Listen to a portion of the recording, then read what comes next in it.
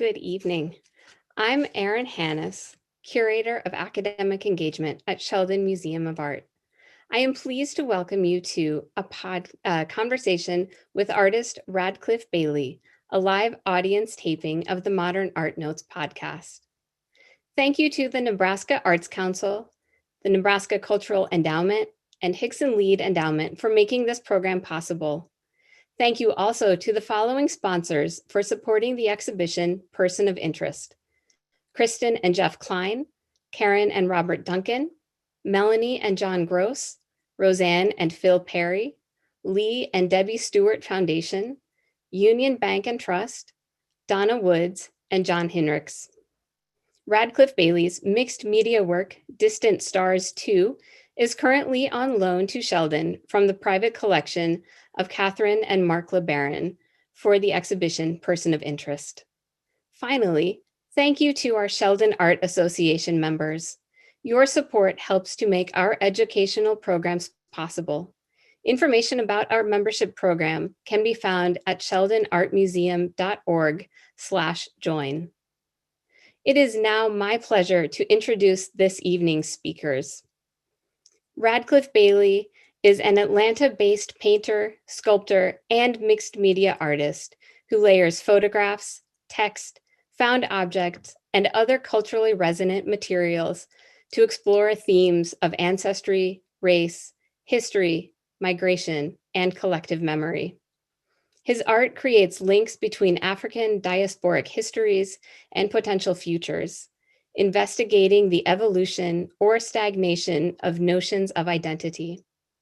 Radcliffe Bailey's work is included in the collections of the Metropolitan Museum of Art, the Smithsonian Institution, the Art Institute of Chicago, the Denver Art Museum, the High Museum of Art, and Sheldon Museum of Art, among many others.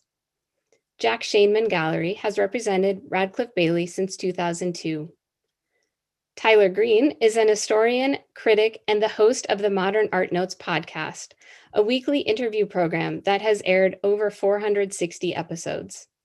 His first book, Carlton Watkins, Making the West American, published by the University of California Press in 2018, won a California Book Award Gold Medal in 2019.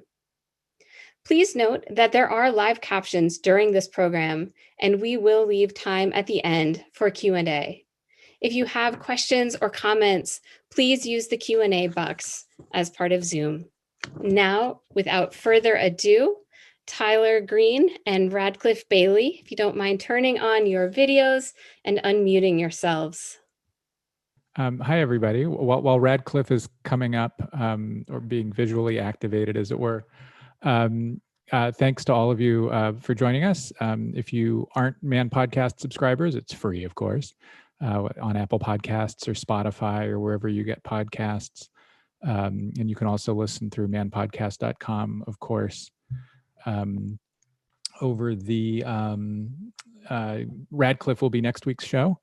Over the last few weeks, our guests have included Aaliyah Ali, Jeffrey Gibson, who's at the Brooklyn Museum right now, Tamashi Jackson, who's at the Wexner, Torkwasi Dyson, who was just at New Orleans for a very long pandemic-interrupted show. And this week we have a new Getty book on Imogen Cunningham, which should be, which was a fun show to tape. Let's jump in. Radcliffe Bailey, welcome to the Modern Art Notes podcast. Thanks for having me. Thank you.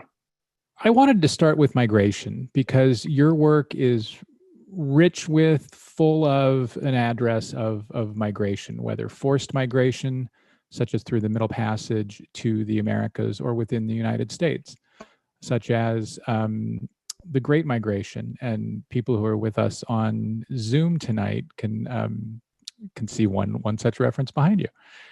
I guess from your work that your interest in migration as a subject or theme goes back at least to the 1990s. What brought you to it? Family history, something in school, something else? Yeah, all above. Migration was always important for me because of number one, my relationship with my family. Um, I was born in New Jersey. My parents moved to Atlanta in 1972. My father, the idea was that, our family wanted to migrate down south.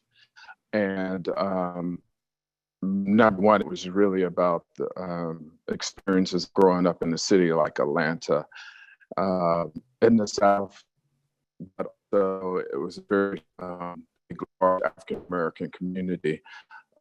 Growing up in New Jersey, it was a whole different relationship. The reason why my family was in New Jersey on my father's side was they were part of the Underground Railroad trying to migrate to Canada.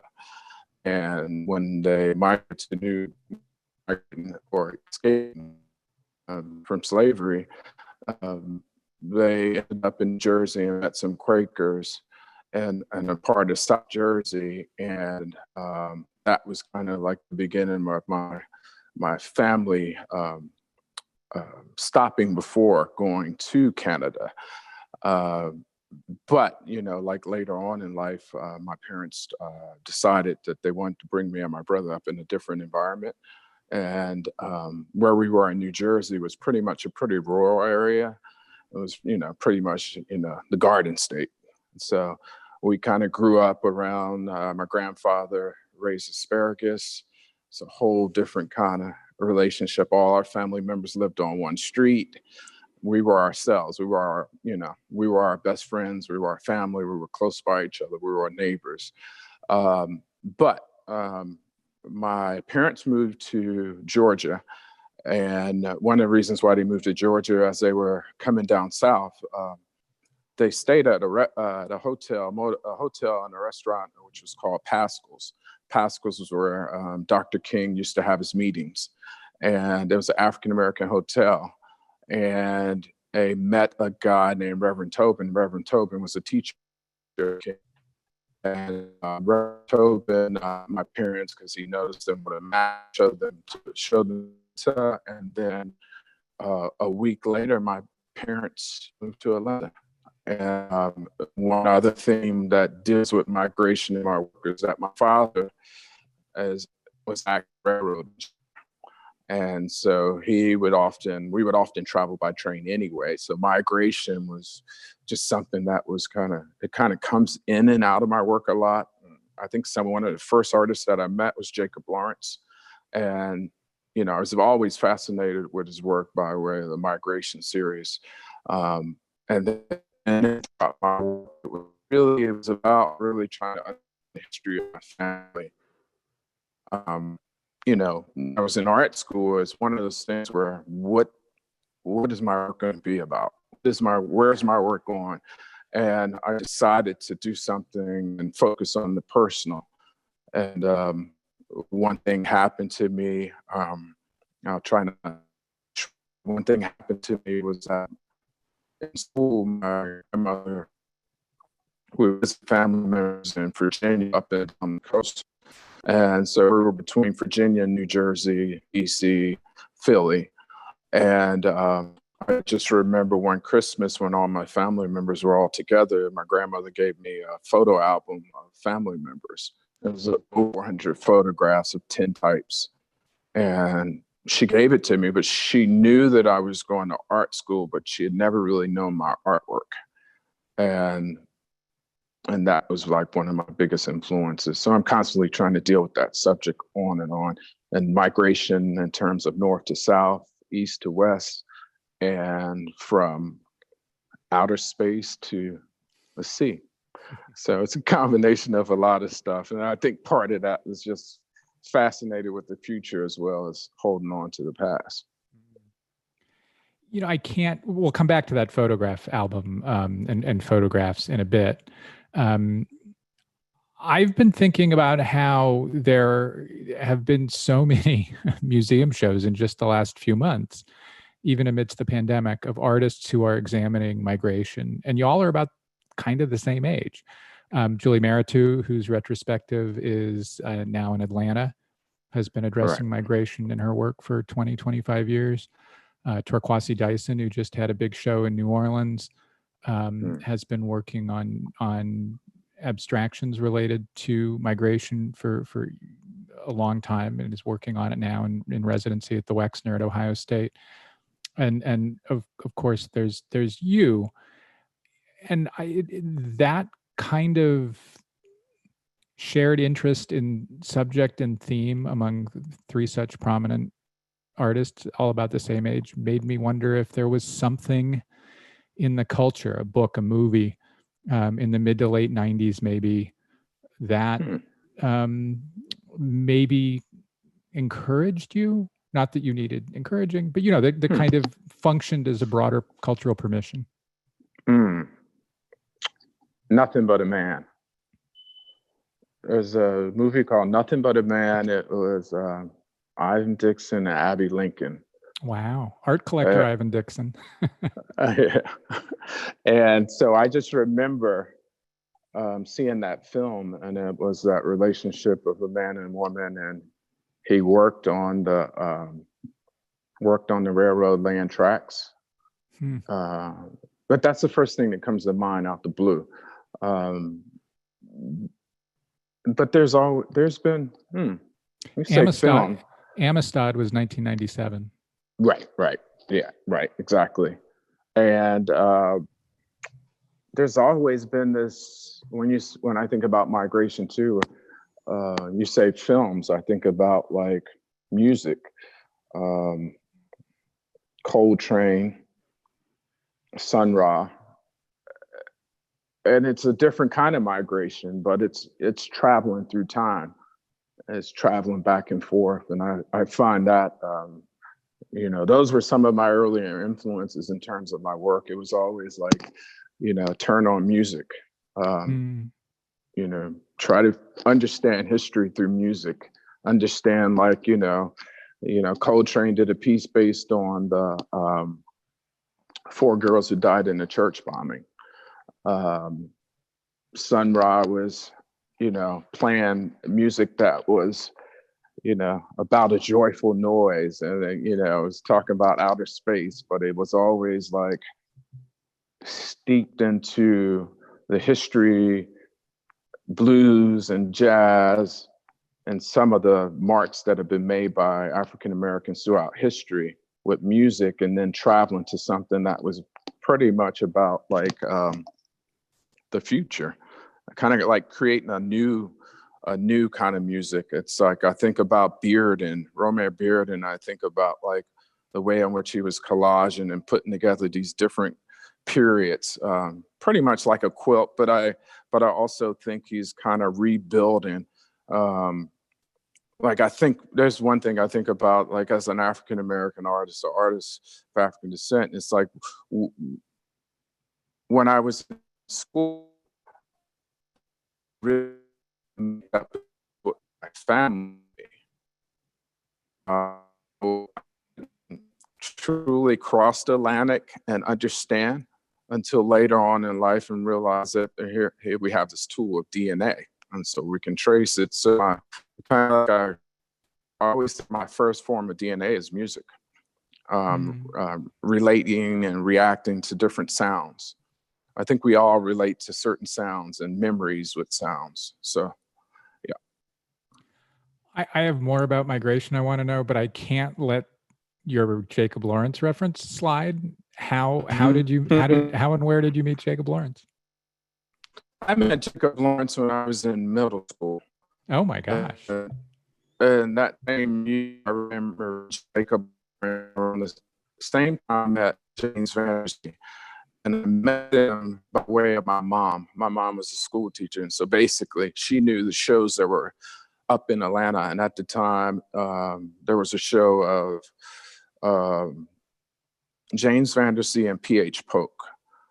Wow. And it was, and I remember going to see that show. But then later on, I remember going to see a show of Jacob Lawrence's work at the High Museum. And I remember my mother, I was real shy at the time. My mother made me stand in line to get his autograph. And my mom said, my son wants to be an artist. And, and that was like the first kind of real living that I got to meet. Yeah, it was real important. That's great.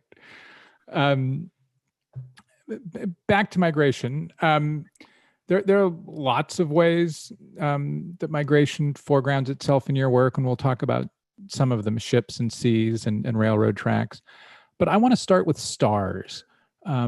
They've played a role in your work and have recurred in your work for almost 25 years now, since at least, of course, the 1998 Distant Stars 2 up now at Sheldon. That's a pretty early work. You were about 30 when you made it. Stars are in the title, obviously, but also they are present in the white splotches of paint that suggest stars in the night sky. Right. For me, across all of your work that addresses migration, stars are probably the most constant thing. How did you come to seize on stars as, I don't know, it's not a metaphor, is it? But it's a familiar presence across all of your migration work. Right. I was one of the more obvious ones was that fascinated with trying to understand constellations and the North Star. I was always interested in the, as one of the first things I was fascinated when I was in school was I was always drawn to the power of African art. I never knew or understood. I knew that there were things that I read, but I also knew that there was much more to a lot of that objects. And then at that time, I was fascinated with the Dogon, and the Dogon often talk about stars. And I was reading a book called The Pale Fox. I just remember just being fascinated with it and trying to draw a connection. And as a kid, we're always looking up in the sky, and I just wanted to understand are there other worlds outside of here? And staring at stars and constellations and thinking about traveling. And, it's that whole thing with migration as well. And there's another thing that was connected with the stars for me in a strange way.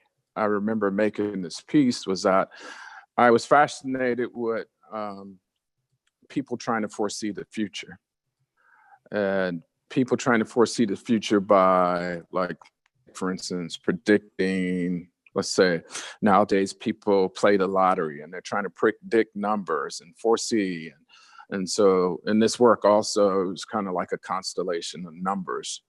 And some of the numbers are, be it like numbers of birthdays and family members, dates of deaths, when people make transitions. So the stars themselves are really about those other worlds, and the numbers as well. Your use of stars has sent me off thinking into art history for a couple weeks, thinking about stars in paintings history. And there aren't a ton. It's not as common. I think it's not as common a thing as one might think. There's one big exception, and that is the Star of Bethlehem in Christian religious painting, and now it guides the three traveling men, the Magi, to the manger in which Jesus was born. And there's very often a very prominent star in those paintings. Did you have any interest in that usage in Christian painting? Somewhat, in a strange way, in a connection. My grandfather was a deacon in the church, and he built a church right outside of Charlottesville, Virginia, in a town called Palmyra. And that church, I remember my grandfather working and building and working on the church. And I remember earlier work that I was working on when I was in college. I was making triptychs, and I was there was a reference to that upbringing of my grandfather being a Baptist deacon, but someone who struck me. So there's always someone reference well, would be this to a cross. The cross, so a reference to like Congo and that reference as well. And then some, I would make references to some Haitian practices, be it like nowadays we see like a medical sign with the snakes wrapped around kind of up across, and then some I was referencing to Haitian deities, and that one in particular was dealing with Dambala, and it was really like a symbol that dealt with healing. And so, religion was a thing that I avoided. I avoided in a strange way. I had some powerful experiences as a child. I've seen some things. I remember going to that church where my grandfather was a deacon, and it was a very small congregation. It was maybe 20 people that you would see at a moment. And I remember seeing someone sit there with a pen, and I remember seeing these kind of scribbles, and they weren't really words. I couldn't really pick up exactly what they were doing. And then later on, I was reading about some things about artists from the South, or people from the South, and different practices of like a somewhat of a spirit writing. And so for me, that just took me into a place where I was just like, instead of understanding religion, I really wanted to understand the practices of African Americans throughout the southern parts of the United States, because I felt like they held on to certain practices, but it was not necessarily something that was not documented in a book. There are books that people have written about these different practices, but understand them even more from a personal perspective. I remember my father, he used to ride bikes. He's a bike group. And I remember he had a friend, and a friend had this motorcycle, but on this motorcycle, it was covered with lights, and he had almost a couple hundred lights around this bike. So it was almost like a rolling altar.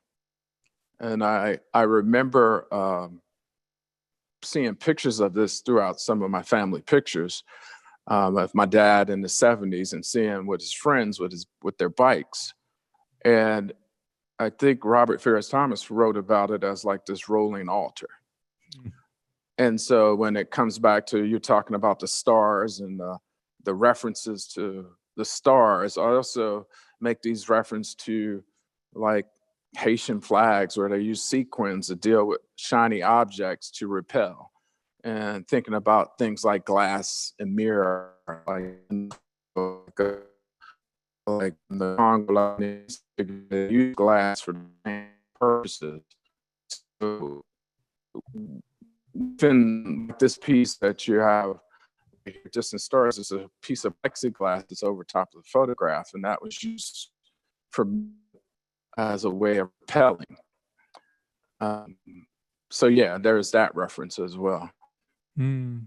I don't know if I answered your question. Yeah, no, that was great.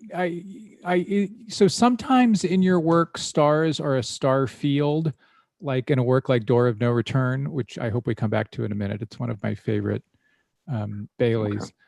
Okay. And sometimes there's stars like five-pointed stars, as in Congo from 2013, or in or like military insignia recalling stars in a work like Stars Over the Argonne Forest from last year. Right. To you, are you signifying or telling us something different with those different ways of representing stars, or are you more referring to kind of the variety of references you can make with stars? Are you playing with the idea of a star? Well, I another part of my father's side of the family, and they were a part of, some of them were Garveyites, and some of them are part of Marcus Garvey's movement. So Marcus Garvey always talked about the Black Star Line, Yeah. and so that's a reference. So that's something for me. Like when I think about it, Garvey's movement was important to me to understand, but I also know that it wasn't as successful.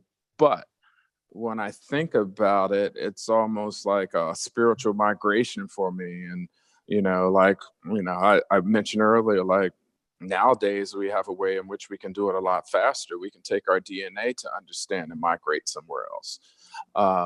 But when I was using those actual 5-pointed stars, it was really a reference to Marcus Garvey and the Black Star Line. It kind of, I go from the North Star to a migration backwards with Garvey. And so yeah, those are some references, and I think of when I look at military figures and African Americans that have fought in like World War One, like that image that's up right now, and use military blankets to make the peace. But the stars kind of go back to almost like I treat the stars like how can I say, it's like an adornment, but it's a reference back to like that Nikisi figure where you would find like nails and objects that are going shooting within an object. But there's also, for me, it's kind of like dealing with that thought and that subject matter. And there's the action about me putting the stars in a particular way. And painting to me was almost like, I never knew, I feel like I paint like a sculptor, because there's a certain kind of energy that I have to work, and I have to work in a certain scale. So I make a lot of paintings are kind of big. So, and a lot of it has to do with like my arm reach, and it has to do with my height. And it's almost like that act. It's like that performance. That's for me. And that's kind of like one of those kind of acts that it's like a private act that happens in the studio. Because, like I said, I'm not really like a religious person. I'm a spiritual person. But if I ever had to say that I went to church, church would be my studio. There's almost nothing more paintery that a painter can say than referring to, his or her reach as being defining right the field. So even if you're not slapping oil around, right, that's still such a painter thing. Right.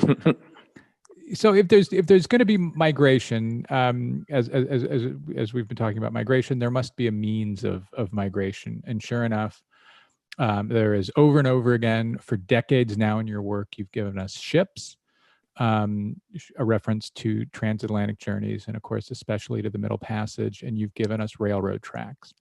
Right. And I think, and please correct me if you think I'm wrong, increasingly as your career has gone on, you've been willing to give us ships and tracks together in individual works, such as works like East, West, South, North, or Caravan from 2018. If I'm right about that you've been willing to do that more as the years go on, why have you been willing to pair those two means of migration together? Well, it's really about talking about I'm trying to find new ways to talk about my family experience. I don't necessarily want to talk about my family experience and just all of a sudden stop talking about my family experience. I want to about new ways to talk about it. There's a lot that we all have to say about our own personal experiences with our family. And for me, it's about like really like communicating with a higher ancestor. There's a sense of, sometimes there's a sorrow, sometimes there's I'm celebrating. I'm dealing with that painful experience, but I'm also dealing with the movement and moving forward. And I pair them together just based on number one, it's my father's father was a fisherman as well. And so I just remember some of those like personal experiences. But it's also like, there's the ships. They don't necessarily, there's a reference to slave ships, but there's also these references to other ships that are almost like spaceships to me, where I'm traveling somewhere else. I'm fascinated with create some type of, I don't know what I want to call it, science fiction. But, I remember hearing something a while ago as like surreal is real to Black people, and kind of taking that,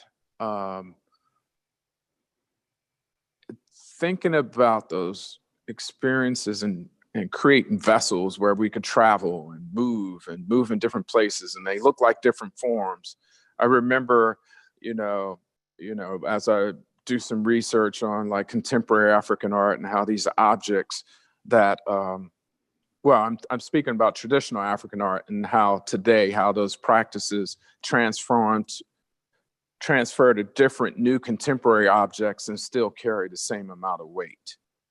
And I'm trying to do that in a way as well. Speaking of ships that are very much not slave ships, your 2006 work Tricky, which shows kind of I'm not good at nautical terms, but let's just call it a yacht with a sail. Right. If that's a thing. That's reflective and has a hat on it. I had not thought of this until about half an hour ago, but tonight is the first time I've ever seen you without a hat on. Well, it's say again. Sorry. It's the earphones. Oh, it's the earphones. So so for listeners, I sent Radcliffe earphones and kind of made him wear them. So I'm really messing him up. So I kind of can't help but wonder if the hat in Tricky is a little bit of a self-reference. Yeah, it's a self-portrait. I think that most artists are tricksters, and we dabble in between different worlds. I make references sometimes to European deities by way of West Africa and Nigeria, and the top hat kind of is that kind of reference to Eshu, which is like a guardian of the crossroads. And when I think about the crossroads, I think about land and sea. And I think that we're at a crossroads between those two, because the deeper you can go in the sea is just like, for me, reminds me of the deeper you go in outer space and the similarities and how we sit in between those two worlds. So Tricky is that kind of person that sits at that crossroads. Tricky is that artist that can work in different realms, different materials, and speak in different languages and different tongues, and speaks in a way in which similar tongues in similar ways, but also very different ways. The piece itself is kind of just referencing, I like that self-portrait, and it's somewhat close to my height, the size of the boat, and so that top hat is just one of those kind of things that kind of come up every once in a while. And I do these kind of pieces. It's an ongoing body of work that I do that references like this trickster and Tricky, and some of them have top hats and some of them have like rocks. And then some of the references to the rocks are references to like, Eshu, which is like, if you've ever seen like one who practices, you'll see like this kind of rock with cowrie shells on it. And so sometimes there's references to that, but it's loosely, and I'm not trying to be very specific about it. I'm trying to how can I say? I want to make a nod, but I don't necessarily. Like the one thing that's interesting and it's fascinating is that I was drawn to African art by way of museums. A lot of us younger artists, we were drawn by going to museums and seeing African art. And some of those earlier shows that I did see, I kind of wondered about that work and how it made it to its museum, how it crossed the Atlantic, and how it ended up in different places and how its influences. And I think about its life and how it still functions. Um, I want to make work that does the same thing, where I don't give you all the answers. Are you still there? Crashed on my machine. I'm sorry about that, Okay. everybody. I hear you now. I'm very sorry about that. Zoom. Yeah, I don't know what Zoom did. I was about to ask. So you mentioned a couple times that in 2006 you used a commercial DNA test in the hopes of learning about your mother's ancestry, and you learned that her lineage went back to Guinea and Sierra Leone and to the Mende people. Right. The High Museum near you in Atlanta has 3 Mende masks. And in fact, it acquired one just about the time that DNA test came in. Right. I guess first, did you have something to do with that? No. I didn't have anything to do with it, but I enjoy seeing the piece. I actually made a piece that was in reference to it, where I actually printed on steel that image of that mask in the collection with glass in front of it, which catches a reflection of that sculpture that's on right now. So that's the shape of a Mende mask, but I did it on a lathe, and so it's a reference to it, but it was about the patina, and the patina itself. Which when I think about the Mende, I think about the Mende women. The Mende women are the ones that pretty much run the community. In my family, on my mother's side, my grandmother was like that person, and my mother had a lot of sisters, and so that's kind of like a reference to my grandmother as well, because she would also refinish old furniture, but she would rub it in such a way and put a patina on it that it almost reminded me of like the patina that you would see on African art. So there are those kind of loose references, and throwing that relationship with DNA and tracing my mother's side of family. So that's where my work became a little bit more personal towards the DNA references. Before in the past, it was more like the references were brought to me by way of the museum. But at this point, knowing my DNA or parts of my DNA and being able to reference it in a different way. Did you, so as we've talked about a little bit, there are references to African objects and African peoples in your work throughout, really. But, including in as early as that 98 piece where it has written on the window just above the photograph, the words Nigeria and Benin. But do you think that the what you learned from that DNA test changed how you approached African art or African cultural objects? No. Ah. I think I did pick up. I picked up more, but I was really, at the time of doing this work, even though it's personal, where I have a family member from that photo album that my grandmother gave me.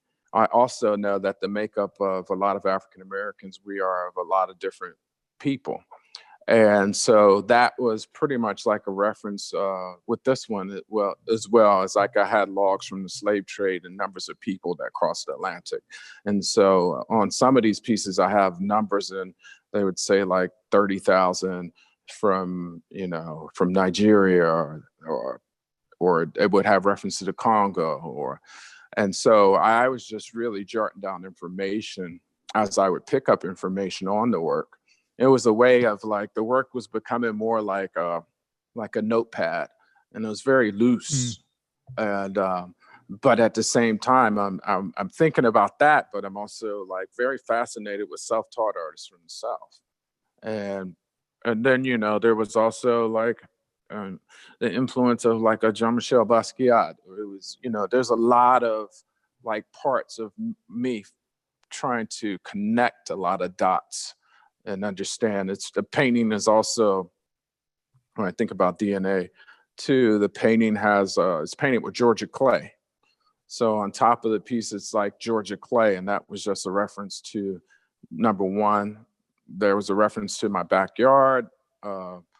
Number two was thinking about the Native Americans and blood and those lost in those fought in civil wars. So it's a combination of a lot of those different thoughts all together. It's not one specific thought, but it's several different thoughts. And I think that, with that work as well, it was all about layers and layering one thought over top another thought, over top another thought, over top another thought.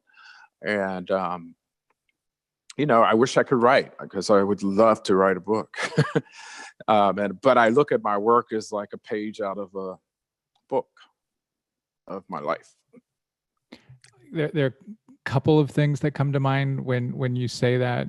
One is a work from, and I'm afraid I don't remember the year, maybe 2008, called Returnal, which has, I think, sequences of your DNA, but also references Minkisi, right?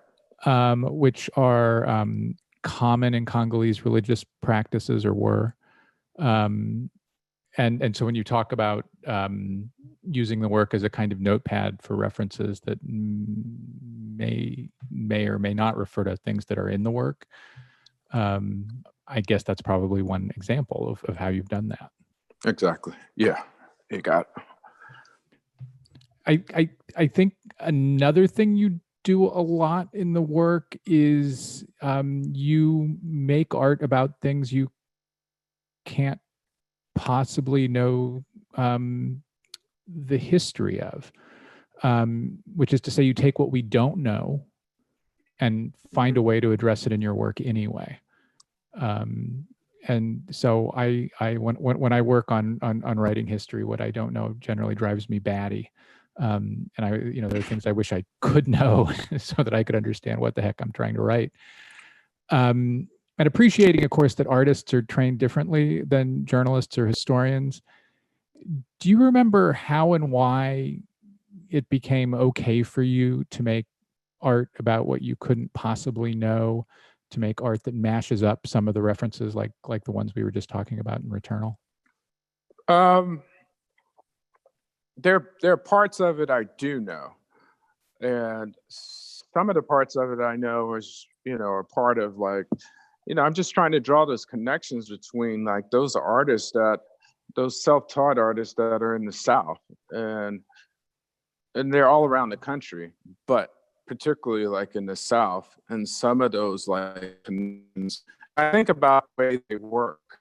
I think about the use of materials, and I think about, my choice of materials at moments like, wow, I want to work in clay. Okay, but there may be a reference to my fascination with the Great Mosque in Mali. So it's more like I'm making those references, and those are some of my thoughts, but I'm not being very specific about it. But I'm also being very personal in a way where it's from my backyard, which were Civil War grounds. And so there's a lot of that. There's I do read a lot about African art. I do try to understand as much as I can, because that's just something I'm just fascinated with. I think I would probably be fascinated with it regardless of making art. I don't know. I don't know if I'm answering the question quite the same way, but I don't have a fear of going into that space where I'm uncomfortable. I think there's one thing that I used to do, and I still do. I create problems to solve and have questions that I want to answer. I want answered, but I feel like I have to work them out within the work. It's something where it's like, I don't, at one time I remember making work and I was very insecure about using the old photographs because I felt like I'm using these old photographs and I don't know those actual people, but I know that they're from a family photograph. I don't know their makeup. I don't know their DNA completely, but I do know that there is a connection between my family. So it's almost like I've learned to become comfortable in that space enough to just, because the work is more about asking questions than it is about having answers. So I have more questions than I have answers. Does that make sense? Yeah. I love that artists have permission to kind of do that in ways that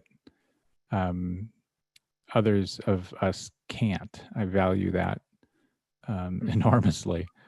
So I think a work that asks questions that I mentioned a little bit earlier is Door of No Return from 2015, which I think is one of your most major works, and it's a work that kind of brings together a bunch of things we've talked about. We've talked about how often you have photographs and other objects behind windows, behind plexi or glass, and here is a work where we see the sea, kind of in a window, hovering in a star field. It's certainly, at least for me, your most psychologically intense work. I guess first, does the sea in that picture come from a specific place? Is it a specific sea? It is. I don't, I usually don't really say exactly where it came from, but the Door No Return, the piece itself, is around the Door No Return from Boré Island, the coast of Senegal. And there was a reference to that, but it was, I basically referenced a photograph that I shot when I was in Cuba. And I started drawing the connections a little bit because I just started thinking about the practices of the people in Cuba and trying to make when making the piece, I didn't really think about it at the time. I just really wanted a beautiful photograph of the ocean, because it's like when I think about very painful subject matters, I always try to figure out a poetic way of talking about the past. And it's, how can I say? There's a way I want to do it and tell a story. I can paint things that are painful and difficult, but I don't want to paint it in a gory or dark way. I kind of want to look at when I think about the history of African Americans in this country, I think about like there was a lot of painful experiences, but I'm really about celebrating who I am in such a way where I really want to deal with the joys and beauty of who I am. But when I think about this piece in general, it was like, there was a very I remember going to the Door No Return, and I remember going through the darkness of it and seeing the areas where the Africans were kept in very small spaces right before they are put on ships and taken away. And that was their last touch of land, of home. And I think about it, when I went there, I rented a fishing boat, and I rented a fishing boat while on the island, and I wanted to film, and I filmed a video of a fishing boat pulling up to the Door No Return and going away from the Door No Return. So the piece itself was also, there are other parts of it that are that I've been working on in the past with this piece. So it was like that reference. But then it's also when you look at the space, the glitter screen. The glitter screen was really about like outer space Mm. as well, and outer space. But then also, I wanted to make something that was kind of very minimal, so that when you look at the piece, you weren't really, if you didn't read the title, I don't know if a lot of people would really pick up on the subject of it. I wanted to make something that was kind of like simple, it's very complex, and um, there's a reference to another world, outer space. Um, so yeah, but that photograph I took in Cuba, that was something that I mean, no one ever asked me that question before, but yeah, that's where the image came from. I'm also interested in how many different ways you have of portraying water or the sea in a work like Windward Coast, West Coast Slave Trade, which you've made and installed a number of times over the years. You're using piano keys. Are they called keys? Yeah. Piano, not the keyboard piano keys, but the long wooden things that go back in a piano to reference water. You've done that in Storm at Sea, also a piece from 2007.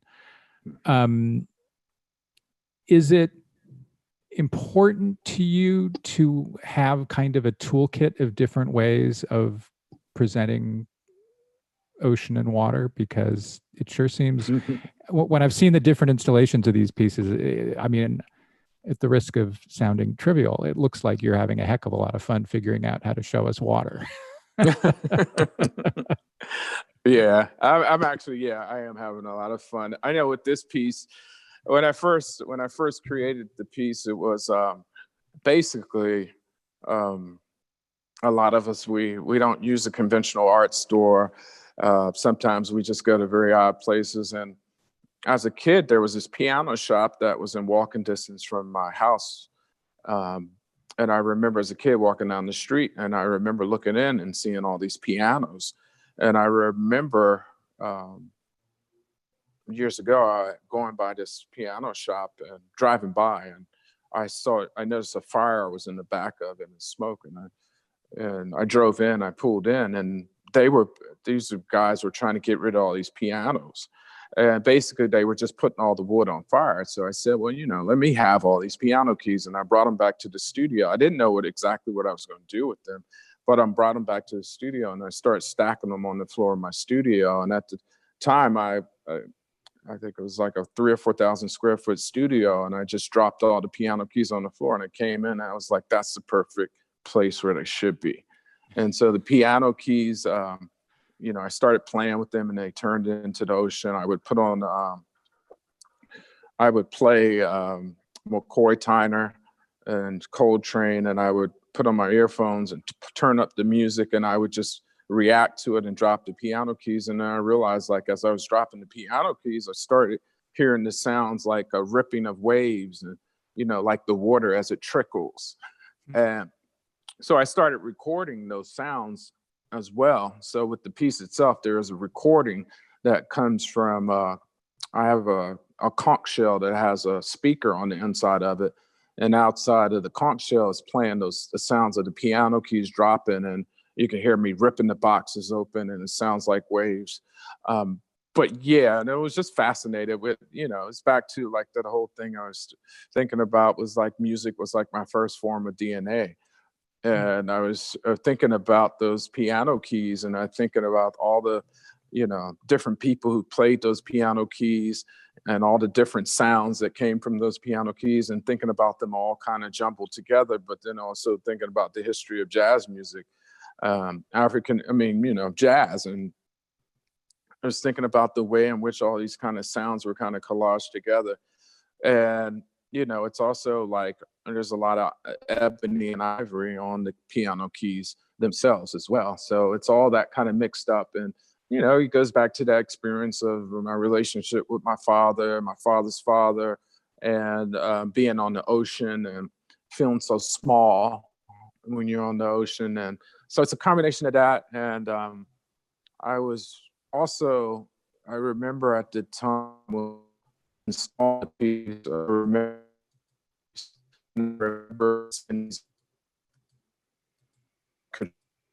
these different pieces where the cities and you could see like the debris from the buildings all kind of stacked and pushed by way of the water. So that was always a reference by the way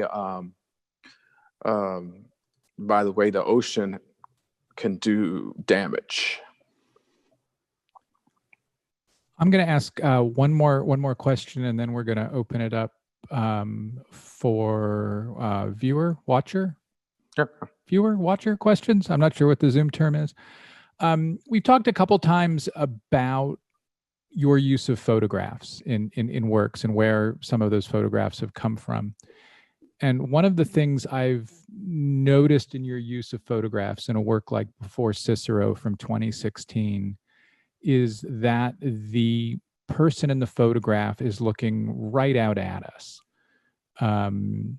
directly at the viewer, and that the person in your artwork is then often surrounded by an abstraction, not always an abstraction like an abstract painting, but a group of or a set of symbols that point us toward an idea.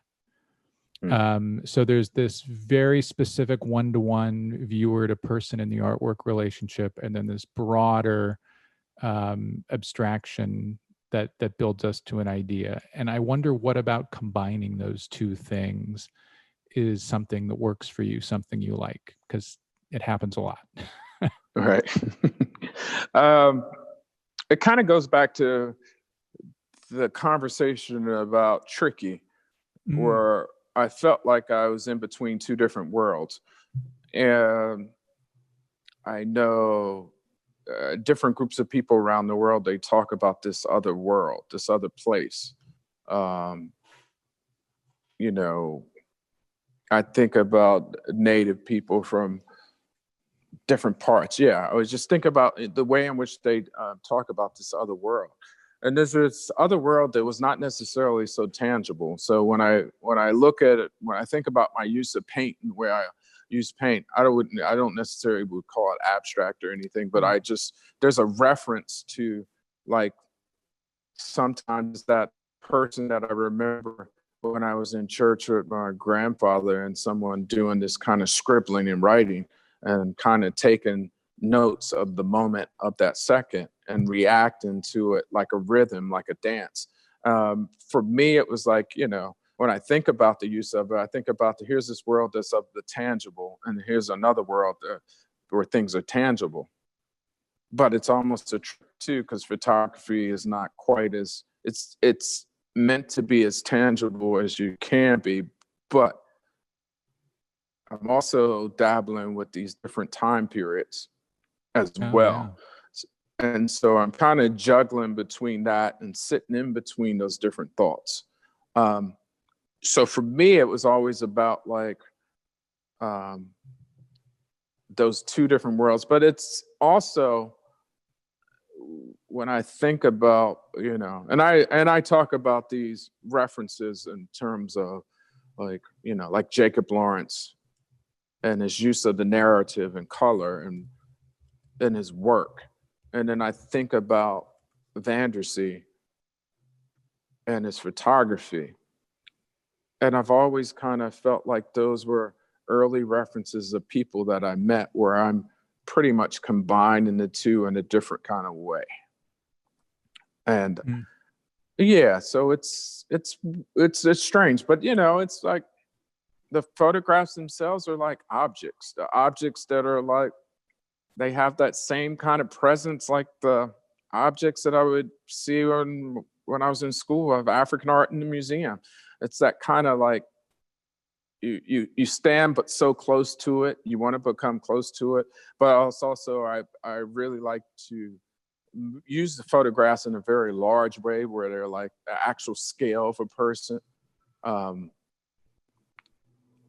but yeah, that's kind of where I'm at when I think about the use of photography and the painting. So I like it. And one of the weird things about Zoom is I feel like there's a gentleman standing behind your right shoulder who's been staring at me for the last hour. I want to kick off kind of the Q&A portion here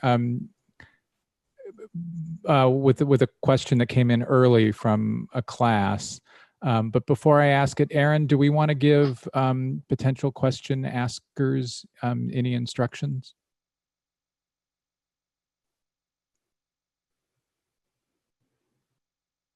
If you have questions, go ahead and type them into the Q&A box.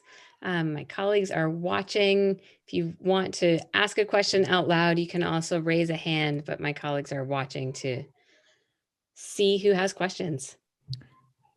So then I'll start with the first question that came in early. And that is someone who noted something that I think is very much in the water at the moment. You live outside a major art center. You live in Atlanta. And I think that as the pandemic has happened in the last 7 or 8 or 9 months, we've seen a lot of artists move out of major art centers. How do you think being in Atlanta has worked for you or not worked for you? How is not having proximity to a New York or LA or London or Berlin mattered or not mattered for you? Well, I'll say one thing. We do have the largest airport in the world. And yeah, that always matters. It's probably it's 10 minutes away from me. I know. I think I made the choice. I made a choice that was based on my parents. You know, they're at that age, and I've always been pretty close to them. And it was always like me, my brother, my mother, and father. And I always felt like I wanted to live close to them. I was lucky when I was young, when I first finished undergrad. I started in my junior year of college. So I started to have opportunities and kind of get an understanding, but not really, because at the time Atlanta was kind of like, it was a city that had art galleries, but I still, I was the kind of who, even when I was in college, I would jump on a plane and go visit my cousin that lives in New York, and I sleep on his couch and I go to the galleries, and then 3 days later, I'm jumping on a plane, going home and going back to school. And then, it was always like, I felt comfortable, I did at one time want to move to New York. I did at one time want to move to San Francisco. I did want to move to a major art hub. I felt like that may have been like a thing, but it's also like, I think it's an important thing to do, but it's not necessary for everybody. I think that if you can make it in a place where you can have your own sanity and get peace, I think that that's a wonderful thing. I know it's complicated because nowadays, sometimes in cities that are not major art hubs, keeping the lights in those galleries are not necessarily, that's not the easiest thing to do. They don't necessarily have the largest collectors in the world come into those spaces. It could be a mixed bag. I'm very supportive of the arts community that I grew up in. It was very important for me. But it's also, I like my space. I see the South as pretty much, when I think about, I go as far as Texas and as, throughout the East Coast. And I think of it as all in one state in a strange way. And I think of it as a lab, and I really enjoy how close I am to some things and how far I am from other things too. I think we all operate different. I try to think about how would it be if I was to make the work that I'm making in a city like New York. I think there would be a different edge to the work. I Mm. think my sensibilities are different, and I think I've learned and I've grown to enjoy and love those sensibilities and enjoy that space. It was also it was puzzling at sometimes at moments too, because there was those like itches, like, oh, I really want to be here, I really want to go here, and I really want to see these shows. I want to be able to be around an arts community, because I have a lot of artist friends that are all around the country, but I really wanted to be in that kind of space. But as time went and time grew, I started feeling a little bit more comfortable. I know whenever people are in town, they come and visit. And it's also, I really like that space. There's something about that space. I'm one of those kind of people who, I don't work with a lot of people. I have a couple assistants, but they're more so like people I've known since I was in high school. So I'm kind of like, I'm close to the community here. I grew up in this community here where, I've known at least like 4 or 5 of the past mayors. Went to high school I grew up and went to middle school with the current mayor.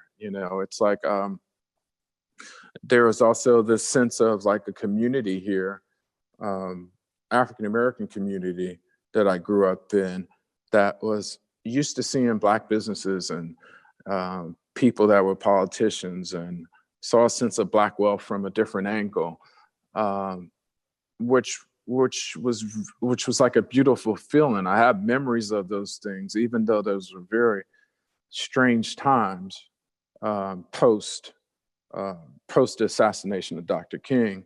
Those were kind of different times, but it was also it was kind of beautiful. It's beautiful in a way in which I grew up, I feel like it's post-segregation, but still segregation. And, it was a different kind of environment, because I really feel like we have really never, ever really been truly integrated amongst each other to appreciate each other. I think that we're still working on that experiment. We're still trying to get it right. But Atlanta kind of gave me that space of family, even though I don't have a lot of family members here. It's just more so my mother, father, and my brother. So that's a good thing.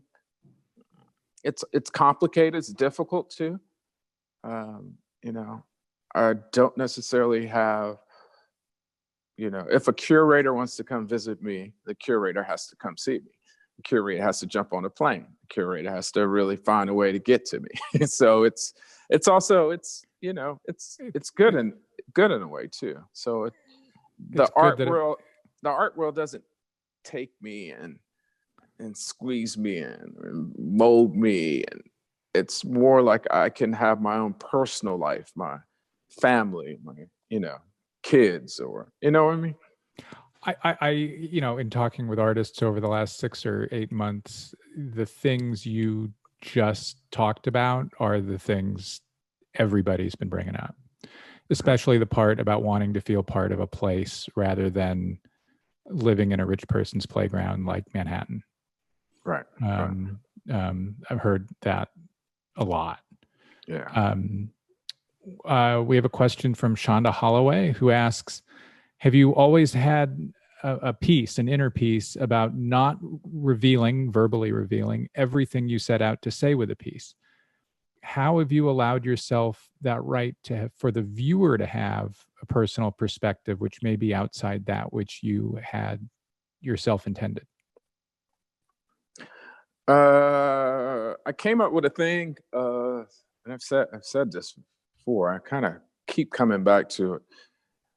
Make it so personal that it becomes universal. Make it so personal that it becomes universal. And I've always been kind of insecure. I've always been like that kid that was insecure, and I really